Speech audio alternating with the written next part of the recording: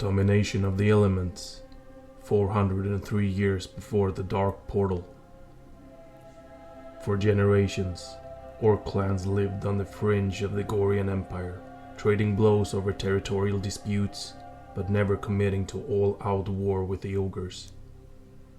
For their part, the Gorians had little interest in, or fear of, the orcs.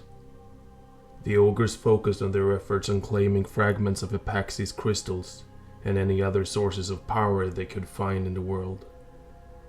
Some orc clans sought out these artifacts too, but only because of the lavish price ogre merchants would pay for them.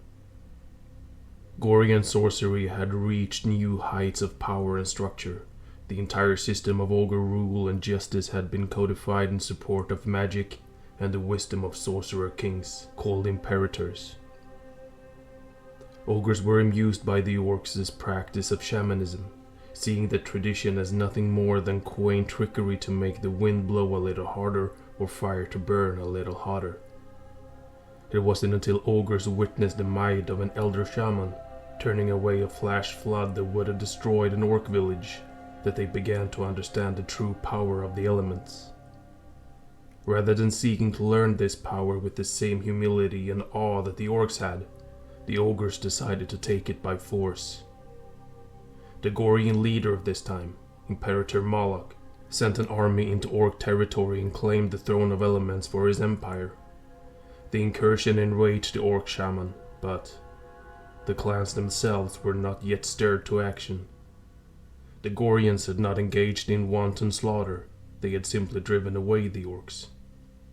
The ogres eagerly dissected the thrones of elements with their arcane spellwork, examining every inch of the site. Unbeknownst to the ogres, this land was the final resting place of Grond, the massive giant empowered by the titan Agramar.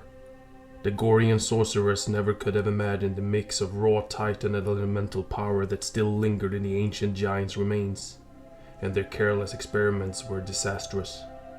One fateful day, the dissonance between the ogre's magic and Grond's residual energies ignited an explosion. The temple the orcs had carved out of the giant's skull was blown apart and destroyed. The blast killed every Gorian sorcerer inside the structure and left behind only some standing stones that remain to this day. This act threw the elements out of balance, leading to far-reaching effects. Huge storm lashed across the world, and Drainor's native spirits descended into turmoil. And yet, the Gorians sent more sorcerers to replace the ones that had been killed. Imperator Moloch was not deterred in the slightest. He had now proof of the power of the elements, and he was determined to claim it for himself. The tormented elements cried out to the orc shaman for help. Finally, the clan were moved to act.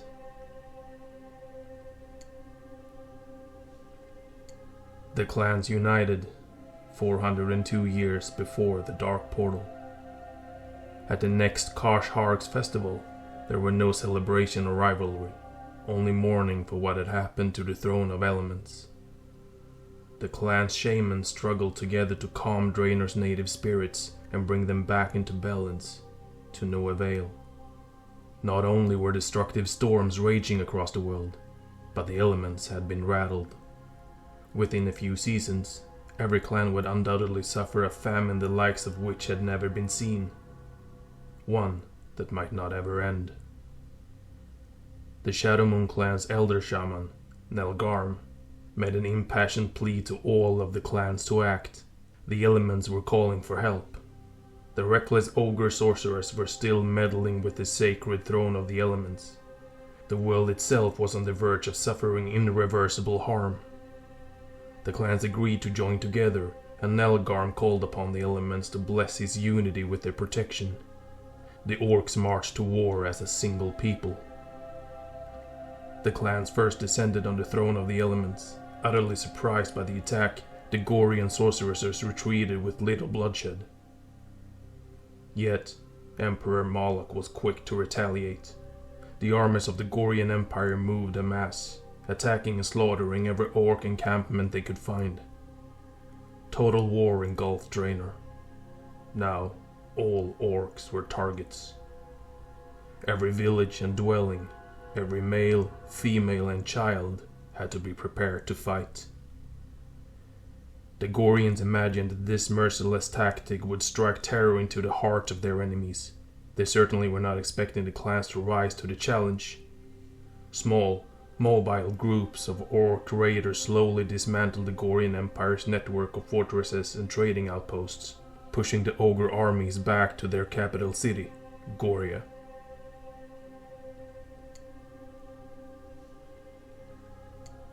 The Siege of Goria, 400 years before the Dark Portal.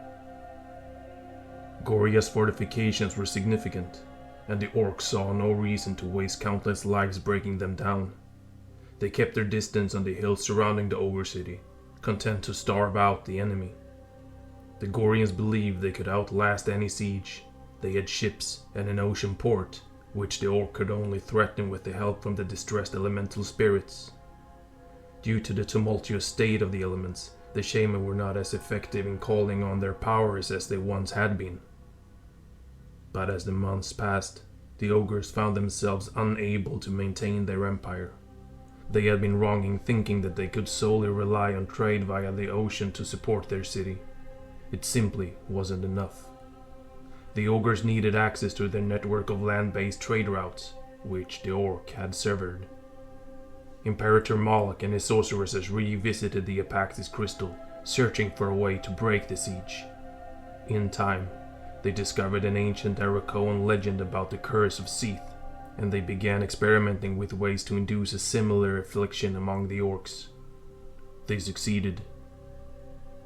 A new affliction called the Red Pox spread like wildfire through the orcs' encampments. This wasting disease was highly contagious, lasted for months, and killed many of the affected. The orcs found their numbers of healthy combatants dwindling rapidly. After consulting the elements, Nelgarm and his fellow shaman learned that this was not a natural disease. It was an unseen attack from the ogres. Uncertainty took hold in the clan chieftains as they realized that the siege was now doomed to fail. Too many orcs would die before Goria succumbed, and with so many warriors ill, a frontal assault against the city was no longer possible. Time was running out. Nelgarm and the other orc shaman decided to take a very dangerous step to secure victory. They besieged the elements to annihilate Goria. Never before had a shaman made such a violent request. Yet, both the orcs and the elemental spirits understood that Imperator Moloch would resume meddling with the throne of the elements if the clans failed.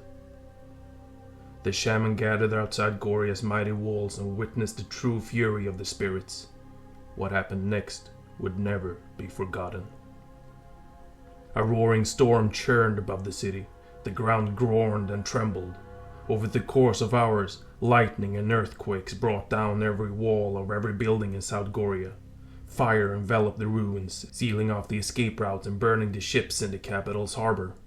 When there was nothing left but ash and rubble, the earth itself wrenched open like a giant maw, and Imperator Moloch and the remains of his great city were swallowed whole.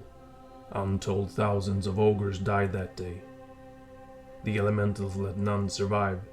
Only whispers of the event would reach the other Gorian cities and outposts, but those whispers would be enough to discourage any further tampering with the elements. The orcs stood victorious but not jubilant. They had suffered tremendous losses, and they had witnessed a destructive power they never wanted to see again. Nelgarm and the other shaman were particularly frightened by the element's wrath. They said that the need for a unified army had been passed, and that the clans should go their separate ways. There was little argument. The clans returned to their lands, but life had changed forever. The Red Pox never truly disappeared. Every few generations, an outbreak would wreak havoc among the clans. The Gorian Empire never recovered. The ogres' remaining fortress, particularly Highmall and Bladespire Hold, secured their own territories. They would gradually become more akin to individual city-states than a unified nation. The Gorians sought no retribution for the loss of their capital, for they feared what else it would cost them. With Goria itself gone, ogre territory was far more vulnerable. Many orc clans seized chunks of their enemies' land by force. More and more, orcs surpassed ogres to become the most advanced dominant race in the world. That would soon change.